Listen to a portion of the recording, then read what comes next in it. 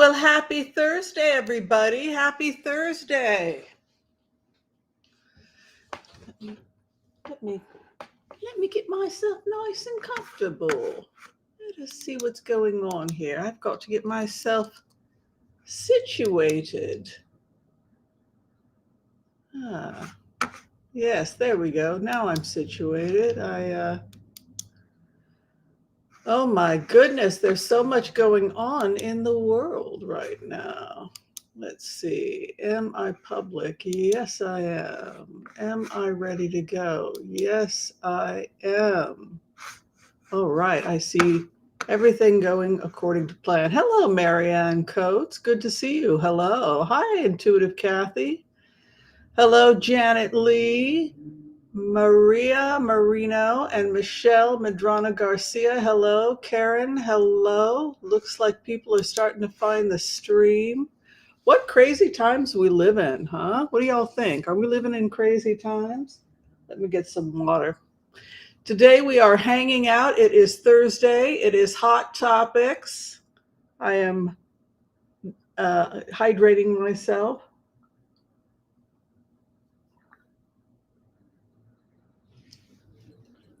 I have a strange thing going on in my kitchen. I came back from vacation and there are all these flies, and I'm trying to figure out where did the flies come from. You ever get strange things like that? So there's flies all over the house. So I dumped the trash. Maybe it was from the trash. I don't know. Very, very strange. Mila is having fun though. She's running around chasing them, and that's always nice, when she has something to occupy herself. And ever since I got back from Ireland, does everybody hear me okay? How's the sound?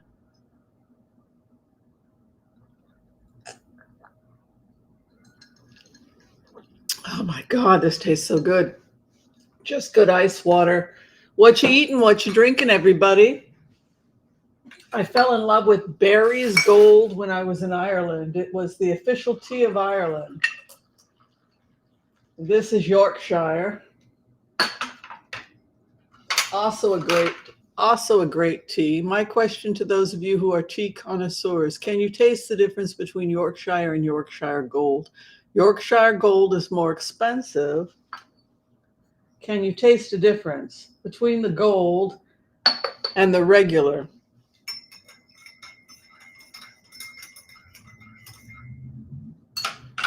Americans don't make their tea strong enough. That's why they're not. It's got to be good and strong.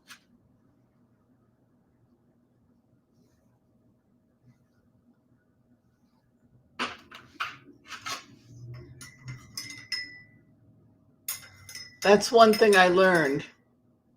Ooh, Janet Lee is making goulash. Very good. Very good. So, have you all been keeping up with the crazy? Yorkshire. I put 2 bags in to 2 cups hot water, so it's going to be strong.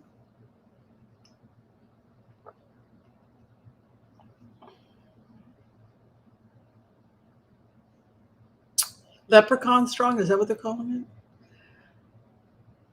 What is hop?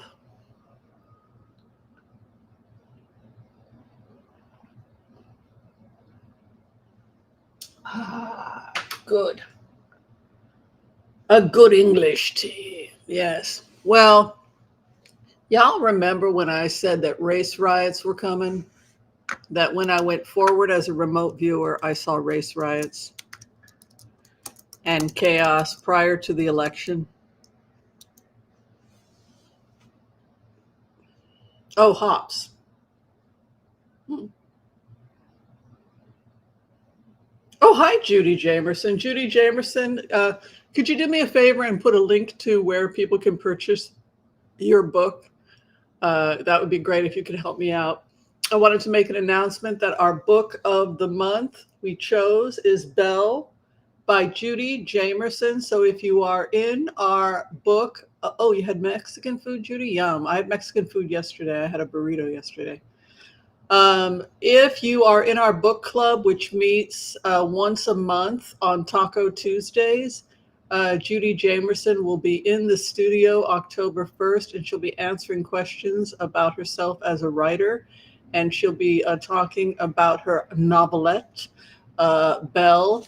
It's a very good book. It's a quick read. It's only 247 pages. And I think everyone's going to enjoy reading it, and it's going to invoke a lot of conversations about things like judgment and how we can learn from one another and how we can all be more empathetic to ourselves and to one another. Anyway, great book, great job from Judy Jamerson. And again, if she can go ahead and put the link up to how we can all purchase it. It's not available on Amazon. It's directly through the publisher, I believe. Eckhart's. Let me go ahead and do it. I actually have a link here. I can take care of it.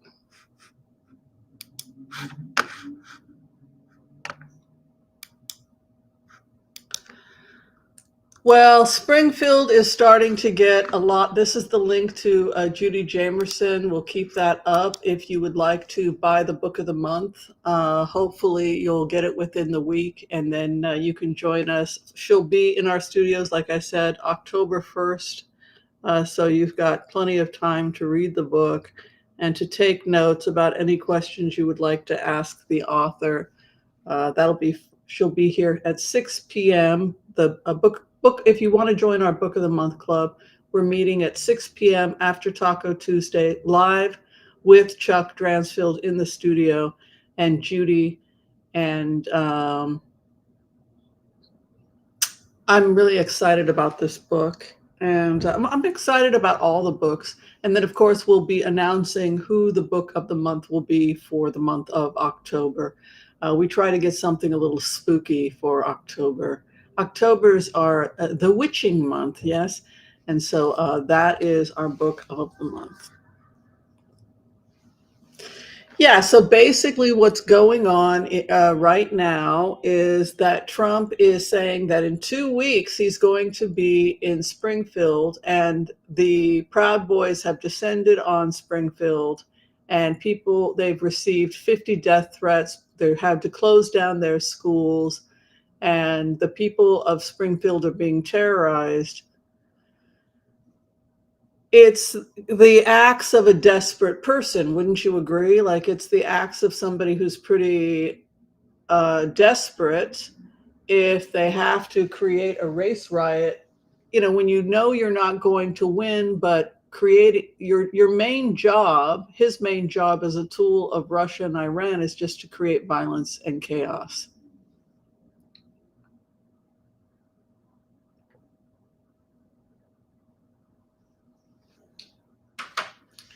So he's actually making things worse for himself and his relationship with evangelicals and with Christians, because the Christian community is the one asking Donald Trump to stop treating the immigrants like this. It goes back to the Bible. Be kind to the stranger, for you too were once strangers in the land of Egypt. That we are called to be kind to the immigrant. I guess these folks didn't get that part of Bible class. I don't know. I got that part of Bible class. So evidently they didn't study the same Bible that I did. But what can you do? That we are called to be kind to immigrants, help them in their immigration, right? Move some boxes. Bring a casserole over. They don't eat cats and dogs. If you've got a jerk chicken recipe, that would be great. I wouldn't even try. I wouldn't even try to make jerk chicken. I've never even tasted it. I wouldn't even try and compete with somebody when it came to making something like jerk chicken. But yeah, be helpful, be welcoming to the stranger, a nice gift. A welcome to the neighborhood. This is what we used to do. Remember those days when we used to welcome people to the neighborhood and bring a casserole? My mother used to do that. That was the old days. And I don't know what happened. Oh, yes, Trump reads the Bible upside down. That's very true. Yes. So doesn't the devil read the Bible upside down and backwards or something, the Lord's Prayer?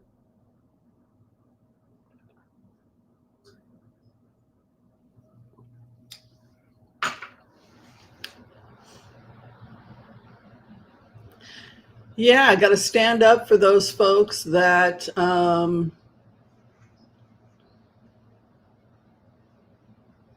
yeah, I've got it linked, Judy, so people can go ahead and buy the book, and then they'll have read it by October 1st when we're all meeting. Thank you, Holly W., for that lovely donation. Well, let's go ahead. We'll do the Empath prayer. If anybody needs to be prayed for, if you need a prayer. Oh, jerk chicken is super spicy with a kind of hot sauce. It's delicious, but I can't eat much of it. Oh. Well, maybe we have to get a more mild version of, for those of us who like mild food. I don't know. Yes, so we're going to be doing the empath. Yes, I'm having milk now. I can't do a lot of milk because as we get older, milk is hard on us. You got to take lactate or. He's a jerk. Yes, he's a jerk. Anyway, so we're going to do the empath prayer in just a second. I'll give you time to tell us who you would like us to pray for, if you would like to include them in our prayers. Marianne Coates wants us to pray for people with closed hearts. Karina would like to find a job, the right job. That is so important, to find the right job, isn't it? So we don't want to have a job, but we want to have the job that was created for us. I had a very interesting remote view. It was very communistic, and I'm kind of afraid to tell people about it. Uh, but maybe we'll talk about it after we do the empath prayer. Oh, I'm sorry, Maria has cancer. Oh, jerk marinade comes in hot or mild, very yummy. Does it have paprika in it? I'm gonna have to look up the ingredients. Denise's granddaughter. Okay, Kinley. All right, we receive these names and we hold them in our hearts and in our prayers, and we ask the divine for guidance and perfect healing for these wonderful people.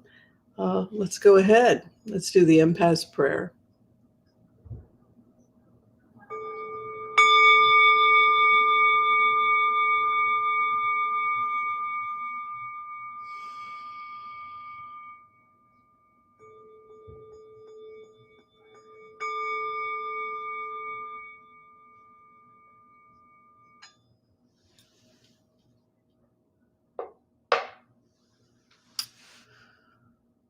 Okay.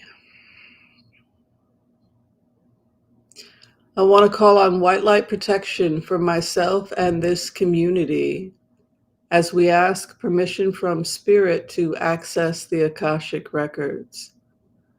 We call on our spirit guides and our good angels to be with us. Please give us the clarity and the wisdom that is needed to empower all of us on our journeys, to make the best decisions for ourselves, our families, the planet, the people we love, but also to help those that we may have strife with. And together, collectively, we say, Amen. Okay, so for those who requested healing, may all souls be healed. May all souls be healed. Amen. So I had a dream that was very unusual. I found myself in China in the future. So I had a lucid dream, and sometimes I will remote view in the dream state. And sometimes it's important to write down our dreams. And so in this dream, I found myself in a young girl, I should say a young woman, in future China. And everybody was going through this kind of spiritual awakening, and they were returning back to the best parts of themselves, the best parts of what makes them unique, what makes each country unique. Thank you, Jess. Golly, gosh, golly, thank you for that wonderful donation. So I was a young girl in a future China, and we had created a much more ethical version of community and communism. So it was as if to say that the current problems that are happening in China, as many of you know, China is going through a lot of changes. There's a lot of economic problems. There's a collapse of the economy, etc.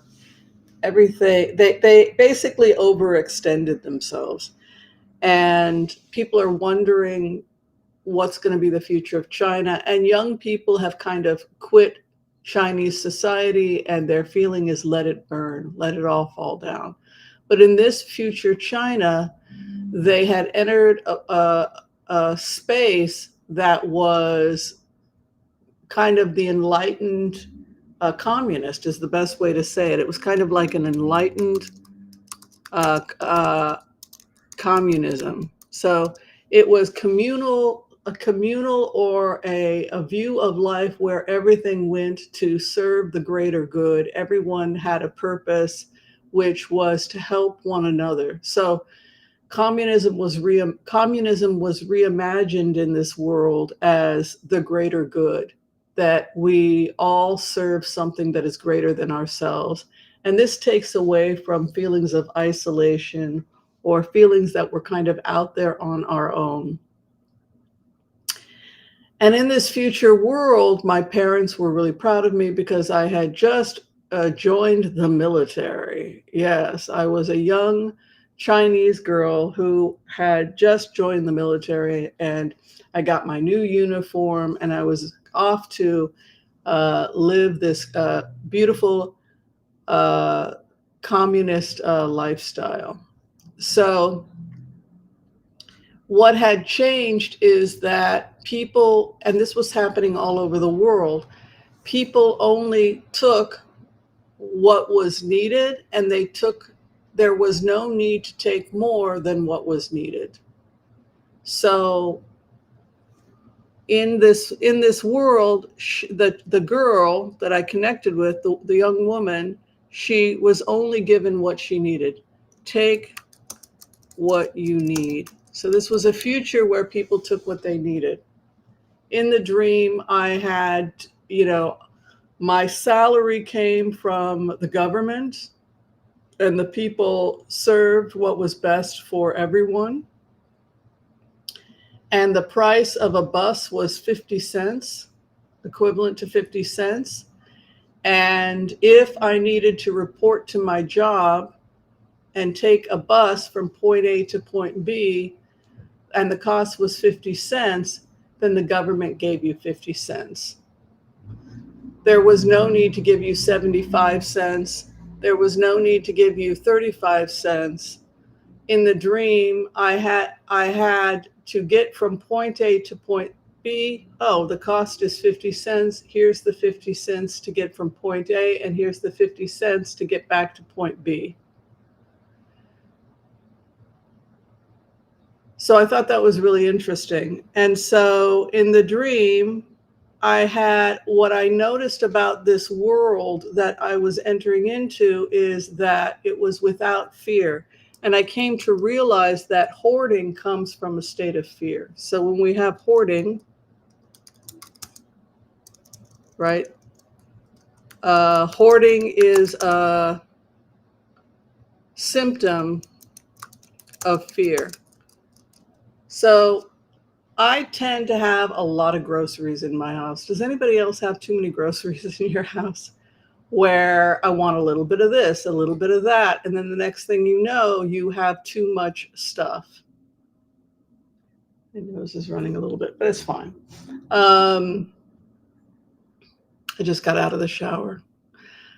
But in this world that I entered, there was no fear. And so because there was no fear, there was no hoarding. I am going to get a tissue for myself. Hold on.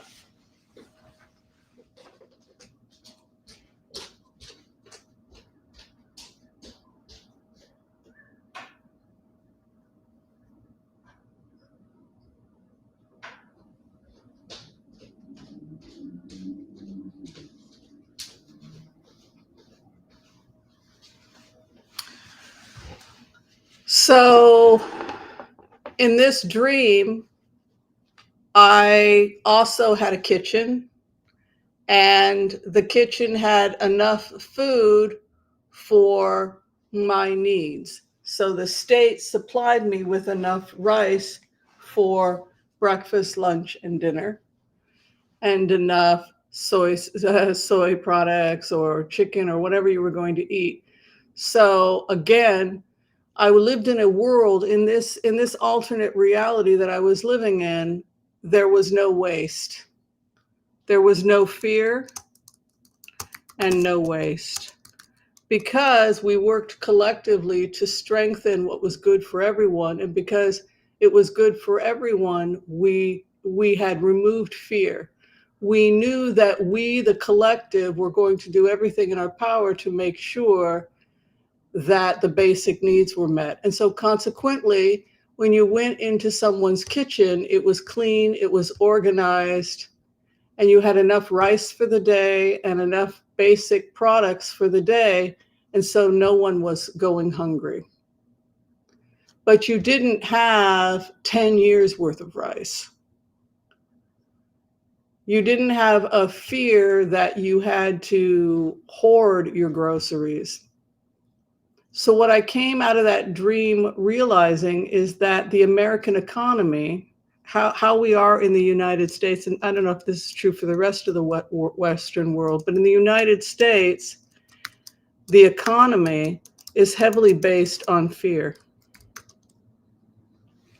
because we don't feel that we are united. We don't have this kind of communal feeling like we're all in this together. We're all working collectively for the greater good. And we all know that everybody has a purpose in life to help everyone else. And so therefore, we don't need to have massive amounts of hoarding going on in our homes. So we don't need to hoard money. We don't need to hoard groceries in this type of a world, because we know that everyone is working for a collective common good, which is to the benefit of everyone.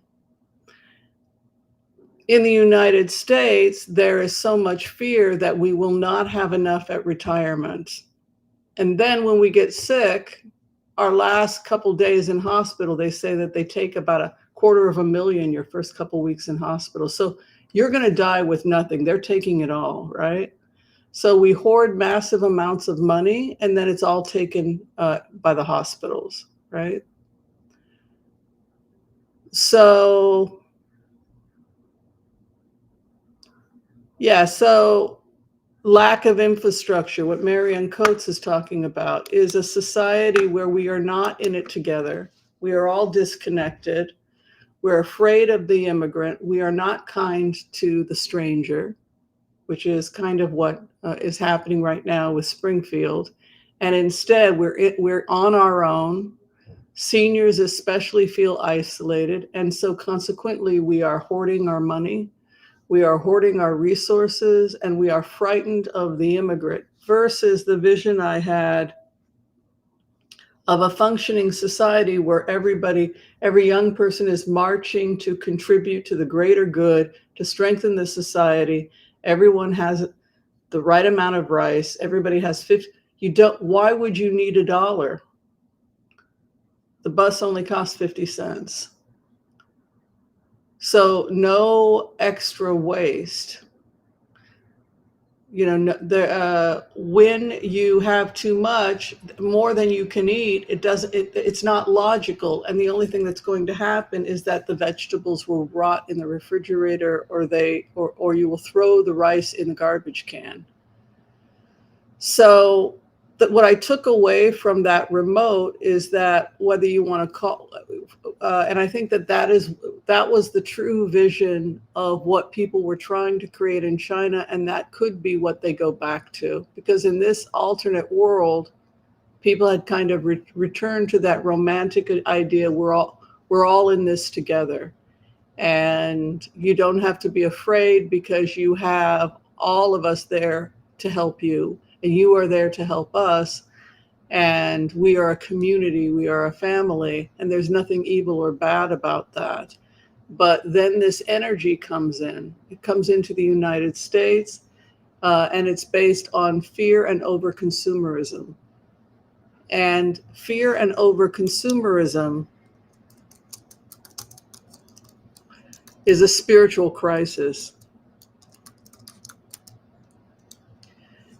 And it's also a state of the health of the nation. Like, how healthy is the United States right now? I hope people can hear me okay.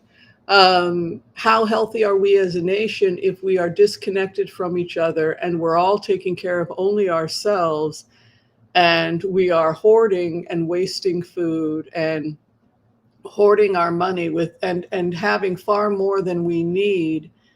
What does this say about the health of our nation and the future of our nation? And how can we move more towards community? And then when we try to move towards more community and more social programs and more unity, being accused, well, you're a communist, you're a socialist, when how we need to look at it instead is fear versus an understanding that we're in this together. And we should not, yes, you have to take care of yourself. This is what our Ruth Bader Ginsburg, RBG, says: a lady or a gentleman, yes, a lady and a gentleman, that we rely only on themselves, right? So you make sure you brush your hair after you get out of the shower, right? And we make sure that we take care of our basic needs, and so we are not a burden to anyone else. Death cleaning, right? Swedish death cleaning. We take care of all of our stuff, right? We don't want to be a burden to anyone else. But at the same time, you don't want to be operating from a place of fear. And if you do find yourself hoarding, I think the spiritual lesson from this dream is, do you feel isolated? Do you feel that anyone has your back? Do you feel that anyone's there for you? What I love about this community that we're creating is that we genuinely help people. We raise money for charity. Sundays, we run a charity usually for human rights or the planet or whatever. So it's this idea: how can we help one another build community? And maybe if we do that, we can do away with fear. And when we do away with fear, we can do away with hoarding, over consumerism, which is a sign of illness in society. That the society is ill when we do that, and it puts a burden on the planet where we are demanding more from her than is needed, and it just goes to waste. Yeah, so that was kind of what I wanted to share from the dream that I had. And do I have too much stuff? Well, I do have too much stuff. Even though I have only a studio, I do have too much stuff. I buy way too many books and then I don't finish them. This is why, I try to finish the book before the author comes. Sometimes it's difficult. But to just be mindful, are you operating from a place of fear? And if so, what can you do? Excuse me. Oh, bless me. What can you do so that you feel safe in the world? What can you do so that you feel you have more support, less isolation, and then maybe less hoarding? That hoarding and fear are interconnected. So that was the remote that I wanted to share. It looks like there's some news. In Kentucky, Letcher County Sheriff Mickey Steins is accused of shooting Judge Kevin Mullins in his office. Well, that's not good when your sheriff is a murderer. And the judge has passed. Did this just happen?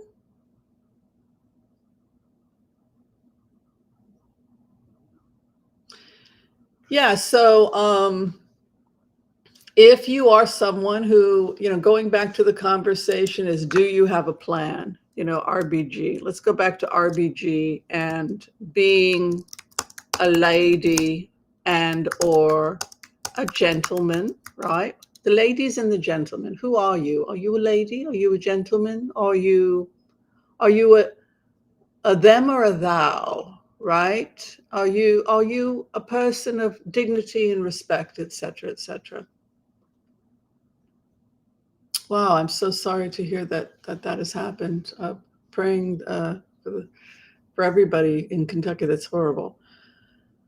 Um, wow. So, what was I going to say? Yes. So, going back to what we were talking about, if you look at what RBG is saying, is if you're operating from a place of fear, that you don't have enough or that you're too isolated, what can you do to create a community where that kind of fear and isolation is absent in your life? And when you feel truly secure in the world that you're creating, the symptoms, the symptoms of hoarding and isolation and waste will go away, because you will recognize that you have resources, that you're being taken care of, that you are taking care of others and they are taking care of you. And really the solution is community. You don't have to call it communism if that word freaks you out, because I know in the West we kind of have negative connotations, but it's really about creating community and friendships and relationships where we work to avoid isolation. It's very important to avoid isolation and to reach out to others and to create communities where we take care of one another. And if we do that, we will be operating from a place of understanding that we have enough and not operating from a place of fear.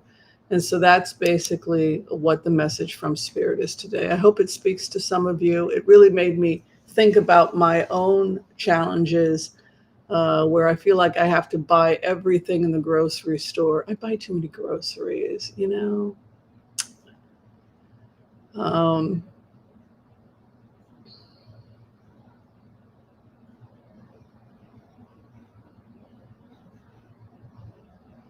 Sending healing to Denise. Yes.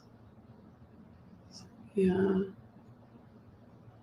Too many books is not hoarding. Well, if you don't read the books, why are they in the house?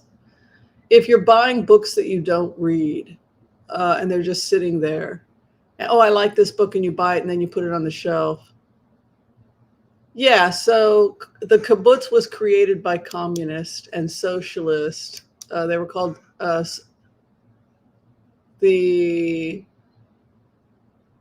the Zionist Socialist Workers Clubs, right? The Zionist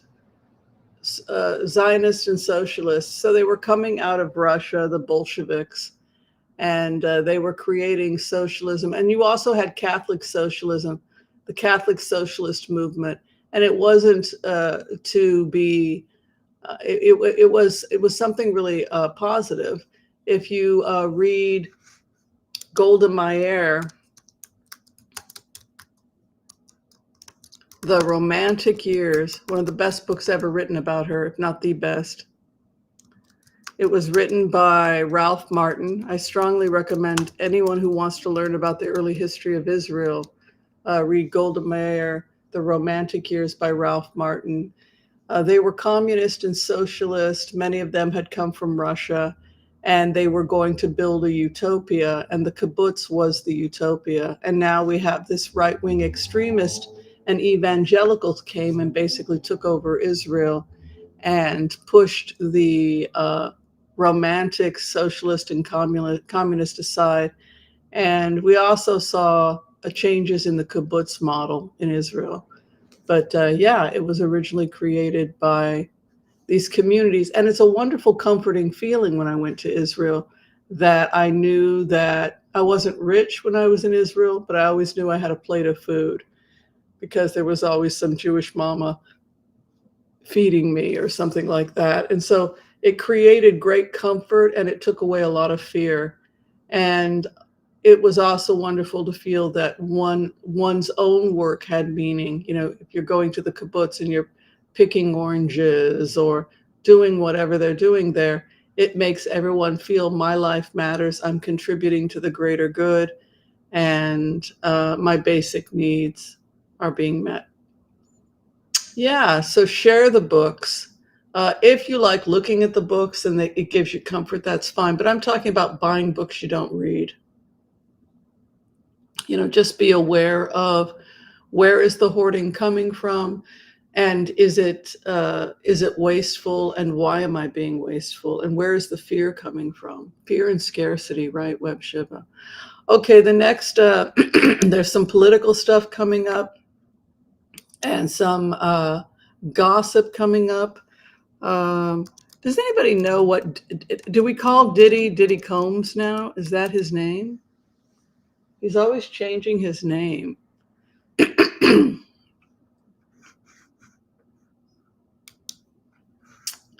Yeah, as I had said when I looked at the cards and I did a remote on Sunday, he would be given a female judge. And he has popular in the 1800s. Louis May Alcott's family lived in one. I think they're a great idea. I think we need to go back to communes and just ignore the naysayers. It's just good fashion living. It's the way that villages used to run, and everyone contributes, and you're never alone. Look, it can also be annoying because everybody's in your business. You know what I'm saying? I've been on kibbutz. Everybody knows who's stooping who. It's a bit like that. Oh, Debbie K is being resourceful. But you know what would be great, Debbie, is if you made a bunch of sandwiches and put on some nice music, and then invited your friends to help you paint. And then in exchange, you feed them a nice meal. And then you could have it be a community thing. And then in return, you can go and help them when they need their stuff. Why paint by yourself when you can have your friends over? Invite your friends for a paint party, and you can put snacks out and put on Bob Dylan records or whatever, whatever kind of music you like, and be grooving and spend a fun day with your friends having a paint party. I think that would be better. And then in return, you can go and do a paint party at their house. Yeah. Why be alone?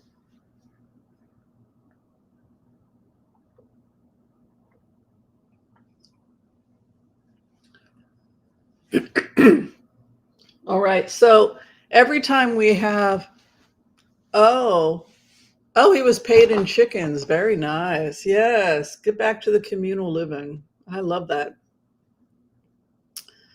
More community. That's what we need. It's Sean Combs. Sean Diddy Combs. Okay. I don't know.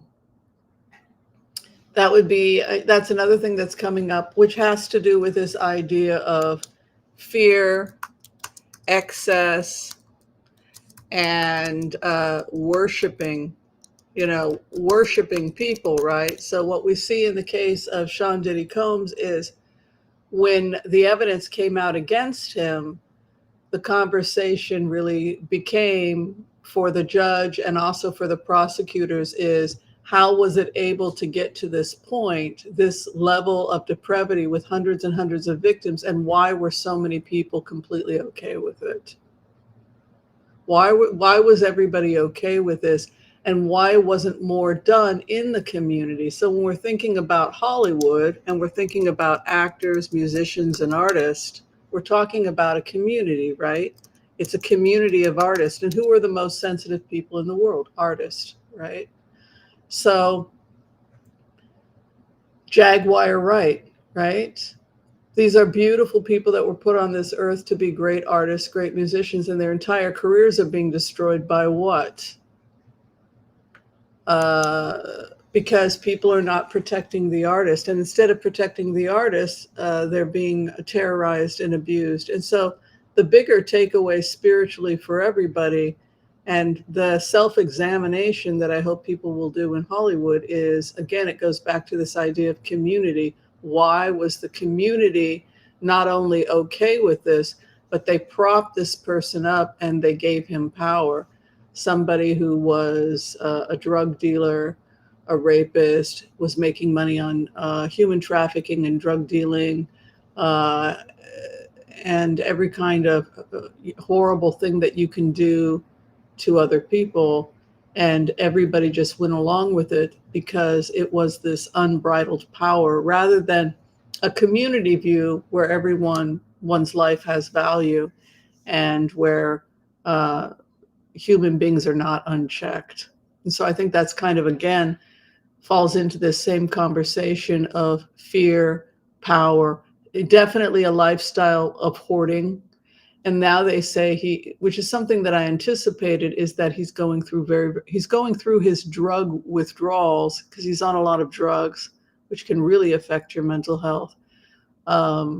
He's doing it in the middle of in a Brooklyn jail cell, which is hell on earth. So it's one of the worst places to be going through a drug withdrawal.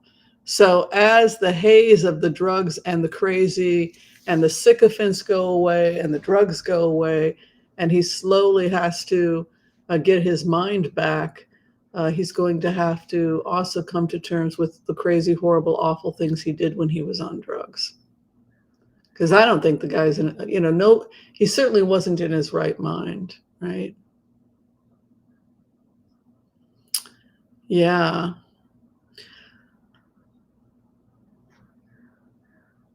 So if people want to do some blitzes and ask questions, we can go ahead and do some card reading also. I think that might be fun. I really do enjoy this conversation, and I'm really glad that I could share that remote. And what I loved about being the young girl and getting, here's your 50 cents for the bus, wasn't, wow, I only got 50 cents. It was, when I was that person, I only needed what was necessary for my life. And I had no understanding of the fear. It helped me understand how fear is such a huge motivator for how we live here in the United States, that we always are afraid we're not going to have enough for our retirement. You've got $500,000 in the bank. It's not enough for my retirement.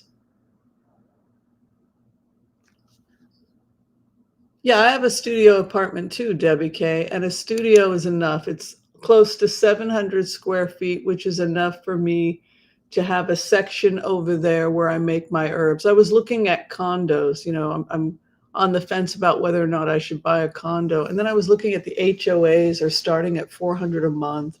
And then you can never sell a condo. Once you buy it, you're trapped in the condo. It's like, what am I buying? And all the money is going for an HOA. So the only thing it is it's the same as renting, only you can't get out of it. So then I'm thinking, well, God, if I was going to buy, I don't think I'd buy a condo. I think I would instead buy a house. And then I looked at the housing prices and I'm thinking, this is ridiculous. Why would I buy a house? I'm just going to stay. In plain words, if all my needs are being met right now, why would I change anything? I'm in a rent-controlled building, right? Thank God I'm in a rent-controlled building, and prices are going to start going down because the Justice Department has gotten involved. 55,000 units in Portland, including this one, are overpriced. So that means I could be getting my money back. It's like, I ain't going nowhere. It's enough. I have enough, right? I have enough. How can I be healthy? How can I serve my community? How can I make sure that I have a strong community of supportive people so that this fear of isolation and fear of not having enough isn't there? I am thinking of taking a cruise. Norwegian Cruise Line is my cruise line. They're pretty good in the environment. Sometime in January, February, out of Florida, we should go to like Jamaica or something like that. They've got like those 9-day cruises. If anybody wants to join, we should connect with those cruise people and see if we can't get a group discount. That would be fun, right? Yeah. All right. Holly W. Can you read on the pyramid scene over Moscow? Was it real and what was it? There was a pyramid over Moscow. I don't know anything about this, Holly W.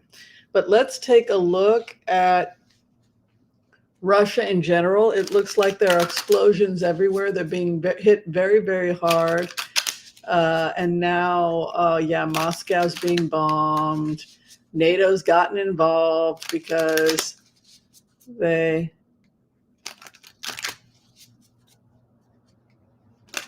yeah. Yeah, Norwegian Cruise Line has the highest, them and Disney have the best for the environment. They don't even have plastic on Norwegian Cruise Line. Yay, give it up for Norwegian Cruise Line. No plastic is allowed.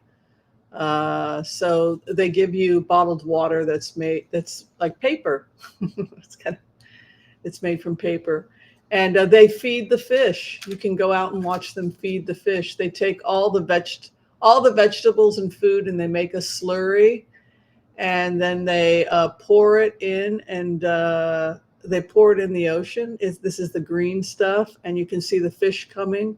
And if you want to see a fish feeding, and I love that because cruises don't have to be bad for the environment. They can actually be something really positive.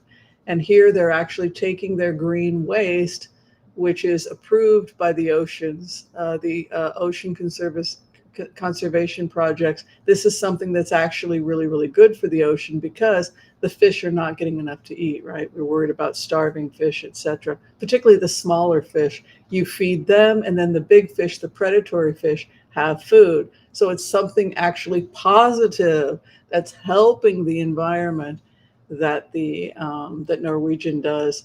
So you see them cranking out the green fish slime, and then you see the fish coming and eating it. And then they talk about the environmental efforts from NCL and how they're actually improving rather than harming. And I think that's lovely because cruising is great so long as you do it in a responsible way. Mm-hmm. All right, so we'll do a blitz, just 4 cards, and we will take a look at what is going on in Moscow and Russia. Like I said, they're marching on Moscow. Yeah. The pyramid. The fool takes a leap of faith. What is that about?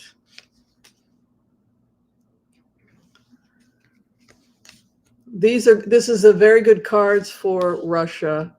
I think that Ukraine has already won. That's basically, oh, Holland America too? Good. Though I think Holland America is not as high rated as NCL. NCL is number 1 now. Yeah. Fool.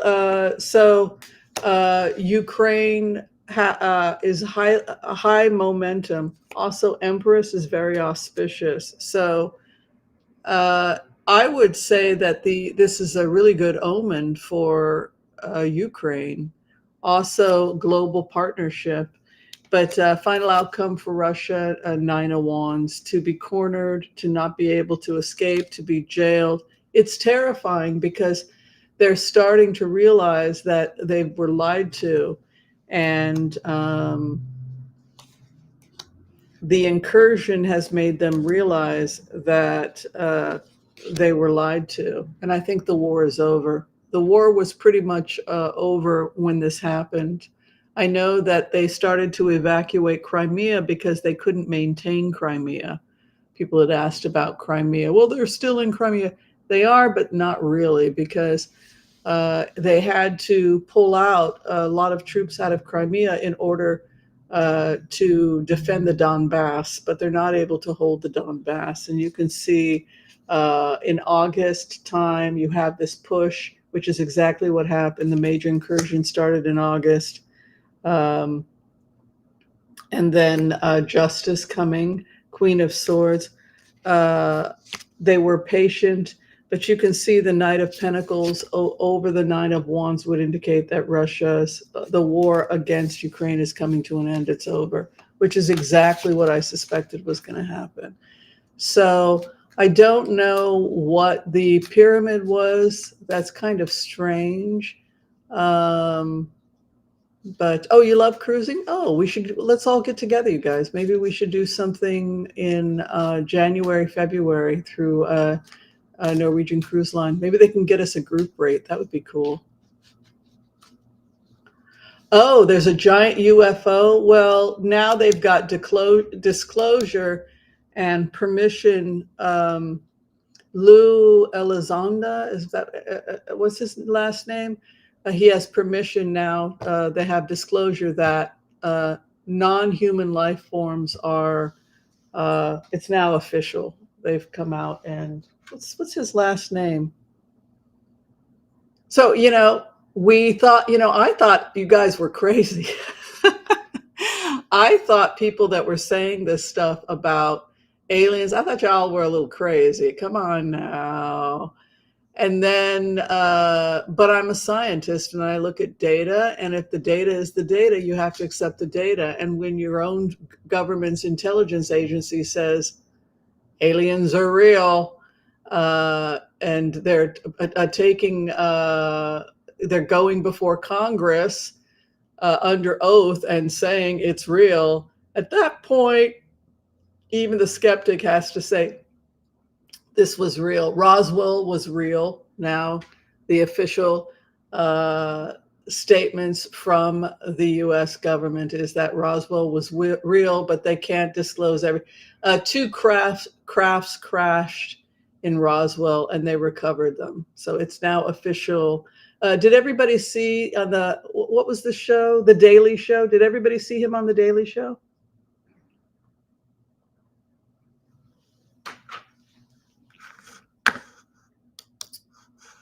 Did everybody see that?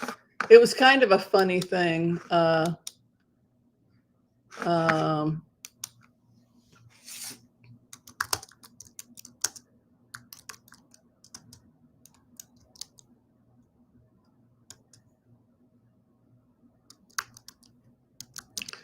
me see if I can find it.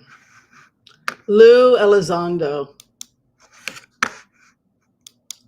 So did everyone get a chance to see Lou Elizondo on the when they were able to make their statements about? Yes, no, I'm always curious. Okay, so here we have Lou Elizondo.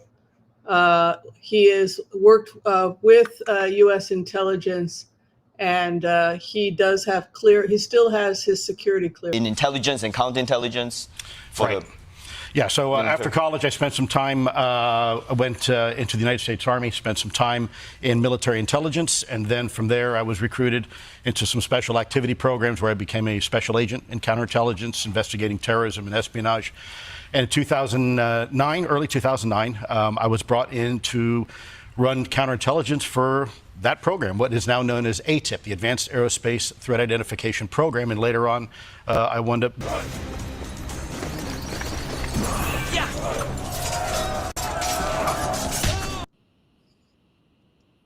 You guys want to talk about it?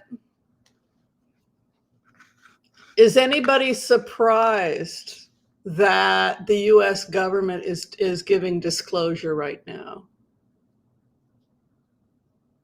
Yes, no? Are people just, would aliens be, based on what Lou Elizondo is saying, would they be interested in the Ukraine war right now? Why would they be interested in the Ukraine war right now? Are we close to nuclear war? Are we close? That's, I guess, the conversation that I'm inviting people to have right now. Are we close to nuclear war? So if we're close to nuclear war, I do not get to see Sterling. I've got to make an effort. You guys love Sterling. I got to check out Sterling. He's on Sundays. I have checked him out occasionally. He's very popular. I know. I got to check him out. But if we're close to nuclear war, would there be a correlation between the fact that we could be close to nuclear war, and why would they care? Why would these non-human beings, which they're now acknowledging, our intelligence agencies are now acknowledging that this is real. Yes, in this lifetime, we got our own intelligence agencies to acknowledge this. Oh, Sundays at 11. Yeah, well, hot Sunday brunch is at 11. So that's why I don't, because I'm doing a brunch at 11. But I can guess I can watch it after. So we're not surprised, right? And according to what Louis Elizondo is saying, they're interested in our nuclear capabilities. So um, Joe Biden has given permission for the US government to use nukes if necessary. This just came out and nobody's talking about it. So, what is the nuclear risk that we're nervous about? We're nervous about North Korea and Russia, right? So, the fact that we're seeing you. The other thing is that in Ukraine and in Russia, there are more reports of alien, or not alien, but UFOs in Russia and Ukraine. So, who are they? What are they? So, some theories are that they are time travelers, that humans start to experiment with all kinds of things, with artificial intelligence and genetic engineering, and we are able to do interdimensional travel. This is something that they may be interdimensional. This is something that Lou Elizondo talks about. And then because they are able to travel through dimensions, they're coming from another place. Could they be us simply doing interdimensional travel? And it's us coming back to visit. So changing the past. Was there a nuclear war that was prevented? Uh, are our future selves, is it us? Is it us from, say, 1,000 years from now or 10,000 years from now? um, and rather than thinking that they are from some other galaxy, or could it just be us returning back again? And I think that this idea of them being us is really interesting. They didn't ask Lou Elizondo if um, they didn't ask him if there was any evidence of people being abducted and genetic experiments. But I'd be very curious about that, because people are claiming all kinds of crazy genetic stuff. And that's interesting also, because we're kind of at that point right now where we're doing strange genetic experiments. And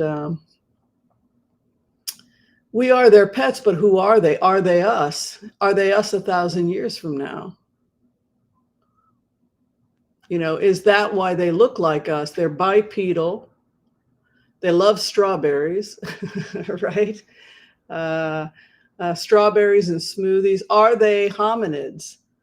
If they're not us, are they our cousins? Are they Homo habilis, goes into the caves, avoids war, focuses on cloaking, and they become far more advanced than Homo sapien? This is one theory. And so they could be another type of human that is far more advanced, Homo habilis, particularly if you look at the film footage that came out of,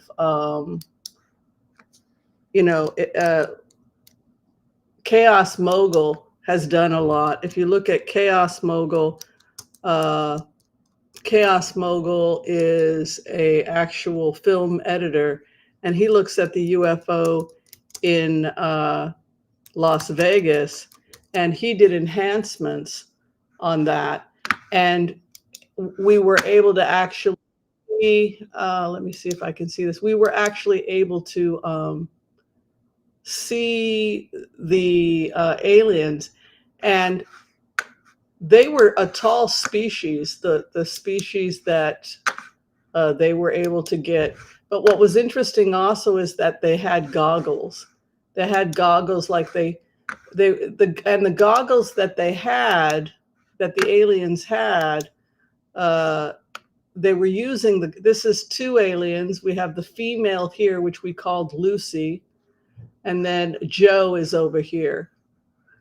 And they're communicating, and these light things are actually goggles, and they've gone into a tractor to keep them for safety reasons. I think they're afraid of being shot. Let me see if we can go back a little bit. Sorry about these commercials. Yeah, let's take a look. See them here? Female.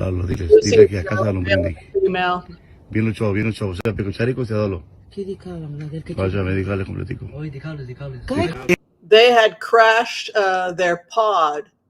I think that they were shot down by U.S. intelligence over Nevada because their cloaking hadn't worked. That was, now what you can see above, you see this smoky stuff above? This smoky stuff above is a hologram. And what I think that they're doing is that they're creating gargoyle-like monsters from a hologram to scare people away. This is very scary. They could have been shot and killed. And they appear to be nonviolent, and their main form of protection is cloaking. And so they're trying not to get killed. And so what they do is they put up these spooky monsters. They look like spooky elephants. And that's just a deterrent, we think, to keep these. And by the way, they had guns. They were going to shoot them.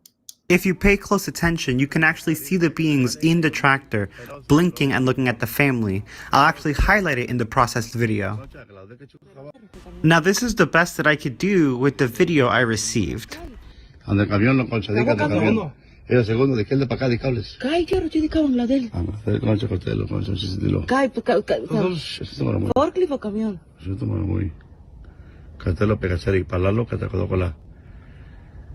Dile que a casa no brindí.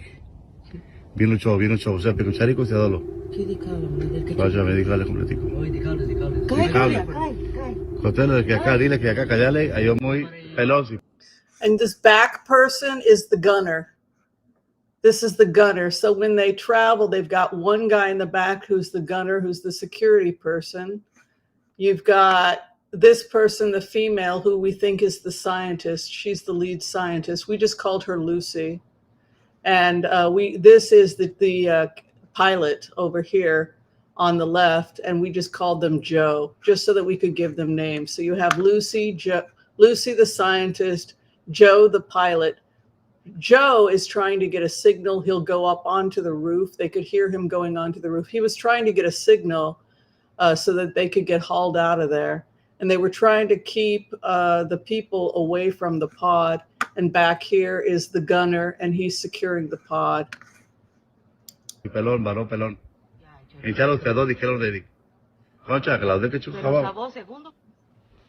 As you can see here, I circled one of the creatures. The other one is standing right behind him.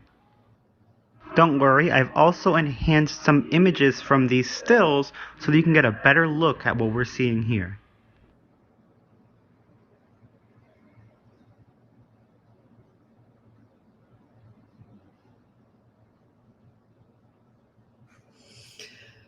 So from the perspective, again, as a remote viewer, when you put yourself in the role of, we try to be empathetic to everybody. I felt as this being that I was a cave dweller and that this was a security breach. When I put myself in the position of these beings, on re-entry, we were on a reconnaissance mission, and on re-entry, we had lost our cloaking, and then we entered U.S. airspace, and that triggered a missile to shoot us down. We ejected in a pod, and the pod landed in these people's backyard. That's what happened. And then they lost their signal, and then Joe, the pilot, had to get out onto the roof. They could hear them on the roof. And the reason that they were on the roof was not to scare the family. Please don't shoot us. They were nonviolent. They were on a reconnaissance mission, probably because of wars and everything else. And they were able to get within a couple of minutes, they were able to get a signal, and then a ship came and was able to take them and the pod out of there, and they were able to leave. So that's what it looked like for me as a remote viewer. So, you can see from the structure that they are bipedal.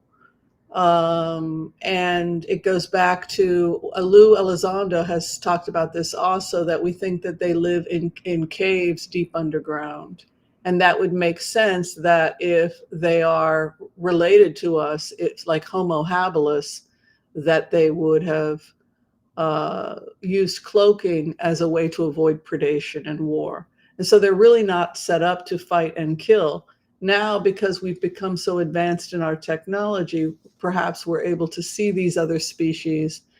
And for that reason, they are no longer able to protect themselves. And it makes them very, very vulnerable because they're not violent and because cloaking was their main form of protection. So it's an interesting conversation. Yeah, and it's good. And it's really exciting that we are having these types of conversations, isn't it?